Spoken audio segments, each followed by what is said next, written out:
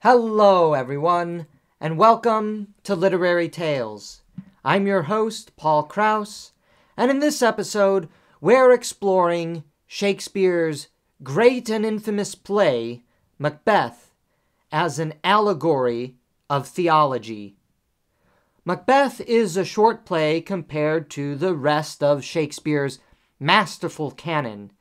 That, of course, doesn't take away from this masterpiece of tragedy, though it has caused some to speculate whether parts have gone missing. Nevertheless, Macbeth as a tragedy is also the most theological in its allusions and allegory. The master bard of Englandom, in portraying the tragedy of Macbeth, is also reimagining original sin, the fall, and Augustinian guilt for the stage. So despite its length or lack thereof, Macbeth remains one of the deepest, densest, and most intellectual of all the plays of Shakespeare. Before we begin with the famous double, double, toil and trouble, we might also begin with the real double, double, toil and trouble that Shakespeare draws upon for the implicit source of his tragedy. No, it is not just Scottish history, but the Christian theological tradition of the fall of man and original sin and guilt. Perhaps the greatest evidence of Shakespeare's Catholicism is the implicit theological spirit that influences his many plays, from the necessity of baptism in The Merchant of Venice to his ridicule of Puritanism in Twelfth Night, finally to his allegorical reimagining of sin, fall, and the guilt here in Macbeth. Shakespeare, as all serious scholars know, has an in-depth and dense theological inheritance. It might be said that Shakespeare was not alone, of course, in his ridicule of the Puritans. True, many of the Elizabethan playwrights mocked the Puritans for their hypocrisy and killjoy attitudes. It must be noted here that the Puritans were anti-theater. The anti-Puritanism of the playwrights reaches a fruition in Ben Jonson's Bartholomew Fair, that great play in which a Puritan has a debate with a puppet. Nevertheless, Shakespeare's theological inheritance reveals a much more stronger Catholic direction than the other ostentatiously Anglican playwrights of his era. While St. Paul articulated the early formation of original sin and the fall in his epistles, it wasn't until St. Irenaeus, and more forcefully with St. Augustine, that these truths of revealed faith crystallized in dogmatic doctrine. Augustine here is the most important and influential, for it was under his authority that these truths were passionately articulated and dogmatically defined. For all the efforts of Irenaeus, Ambrose, and others, concilial theology leaned heavily on Augustine more than any other church father. And even in the age of the Protestant Reformation, Augustine was also one of the premier patristic sources that all Protestants leaned on. In Shakespeare's own life, Augustine, both read and unread, was a major cultural force. Part of Augustine's articulation of the fall of man lay in his exposition that Adam and Eve lusted after their own happiness, and therefore rebelled against the moral order of the creation in pursuing their own passions, independent of God, the moral and natural law. Rather than remain happy in the beautiful and bountiful, grace-filled world that they found themselves in, humanity's first parents sought to increase their own happiness by having total control over the world they inhabited, rather than be participants in the world created by love and grace. This, of course, had disastrous consequences. The relational reality of man and woman was severed, according to Augustine. Man grew increasingly alienated from others and finally the world at large. In this isolation and alienation, he grew resentful and opened himself up to the demons, if not the demons, his own uncontrolled and now uncontrollable lust. What began in the lust to dominate ends in the lust to dominate, but more specifically, the domination of the world and others. Thus, the lust to dominate one's own happiness results in the sin of dominating others and the world. And this, of course, brings death and ruination. Unlike some strands of later Reformed theology, Augustine never articulated unrestrained total depravity, though strict Calvinists, for instance, will say Augustine's own logic demands it. In fact, in De Trinitate, not to mention elsewhere in Confessions and the City of God, and even his anti-Pelagian writings, Augustine said that though the image of God in man was now tainted, his rationality and his ability to love in particular, he was still guilt-ridden by his crimes, and knows, in some perverse sense, that he does wrong. That flame of the intellect, the soul, remains, even if dimmed. Man knows he is doing wrong, and therefore is saturated with guilt. This permits us to return to Macbeth. Macbeth, when introduced, is a man who is already in the existent world, much like Adam and Eve. The world of Macbeth lives in and has just fought valiantly, bravely in, is not a world of his own making. It is a world in which he has found himself thrown into, born into, created into. Macbeth, importantly, is not a creator in a world needing creation. He enters, as mentioned, a world already created with existing hierarchies and relationships that make his life meaningful. And when he fulfills those existing hierarchies and relationship, he is fulfilled. He is praised. He is seen as the great hero. Yet this beautiful world that Macbeth lives in is also a world of temptation.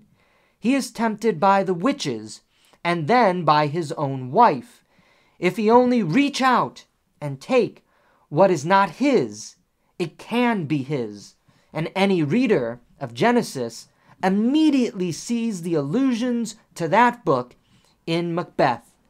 Kingship lay in the grasp of his control, should he only take it himself and become godlike. Immediately now, we begin to see the world of Macbeth as a medievalized Eden.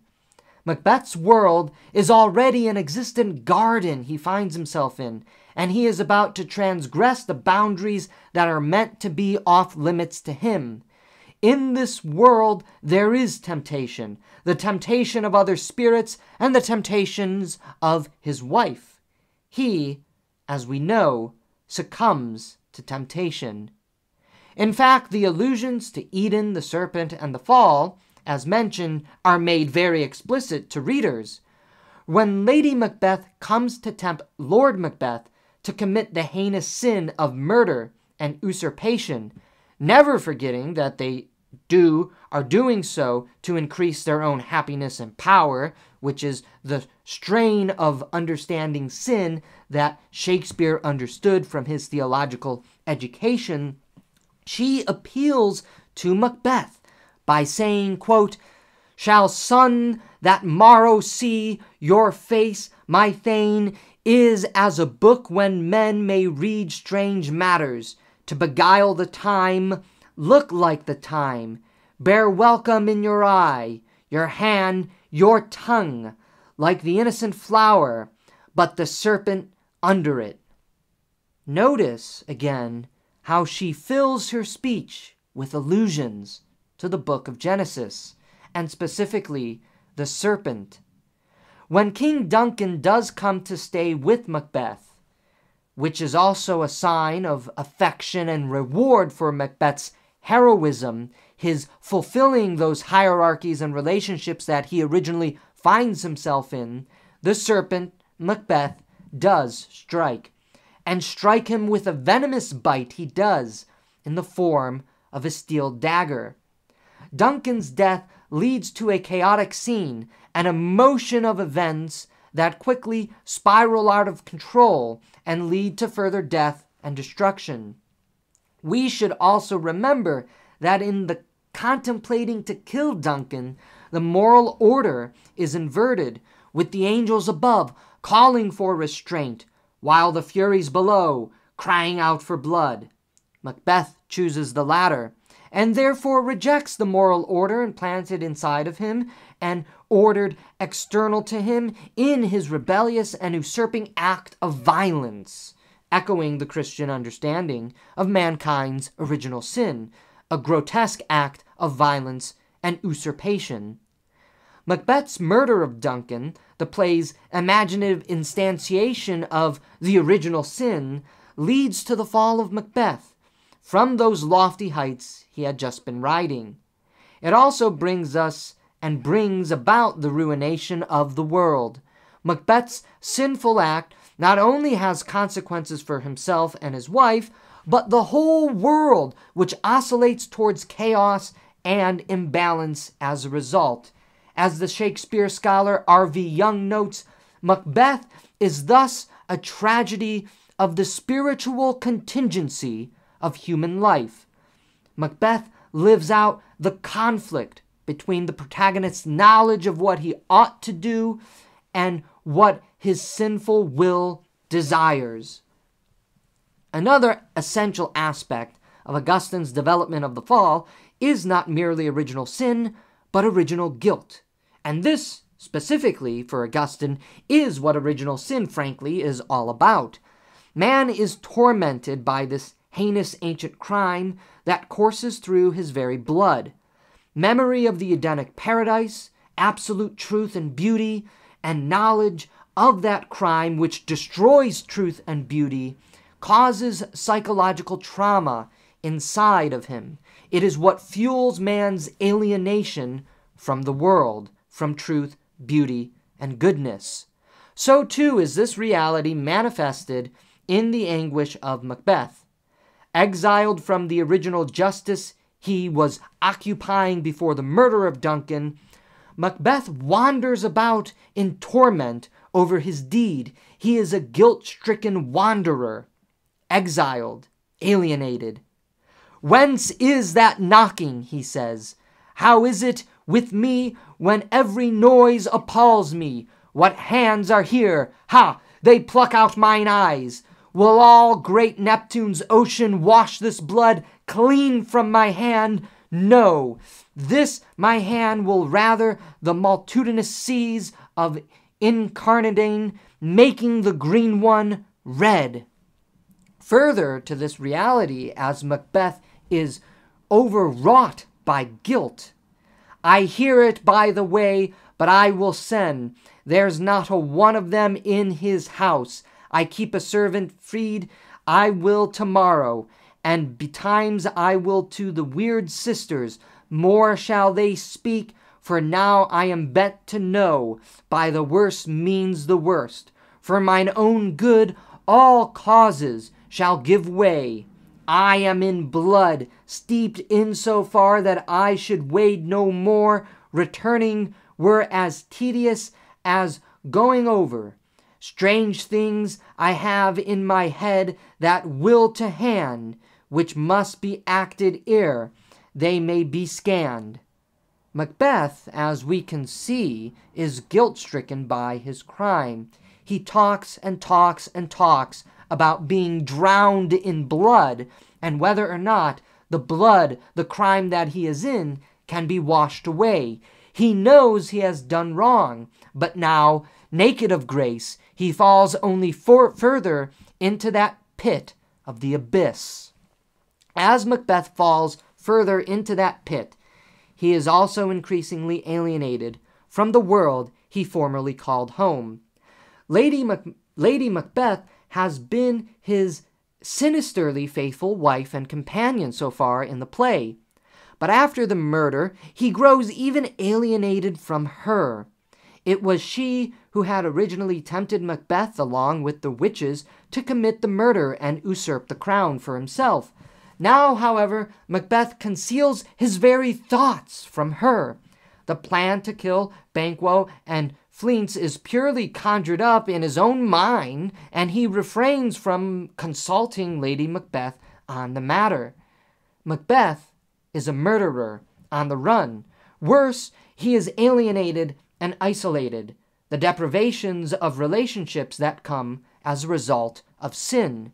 Lady Macbeth has noticed this alienation in her husband, and when she tries to comfort him, "Why do you keep alone of sorriest fancies your companions making?" This is the last time we witness Macbeth and Lady Macbeth together in the play. They are now fully alienated from one another precisely because of their sin, and more specifically the sin of Macbeth. Macbeth is entirely alienated from his wife, his former friends, and his world.